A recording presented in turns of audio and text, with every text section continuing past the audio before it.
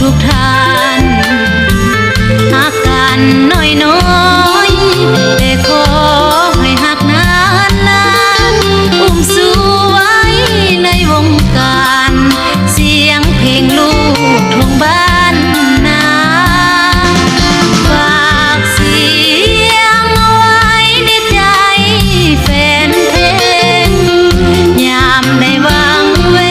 นฟังเพลงให้หายโศกาหวังไว้สิ่งใดขอให้สมปรารถนาร่ำรวยด้วยกันทั่วหน้าโลกาอย่ามาภัยพานลาบเทียบบ่ลืมบุญคุณที่ทานอยู่นูนคำจูนอยู่ในวงการ10 นิ้วขอกราบถึงคุณครูบาอาจารย์ร่วมทางมิตรเพลงทุกท่านขอเป็นลูกหลานตลอดชีวา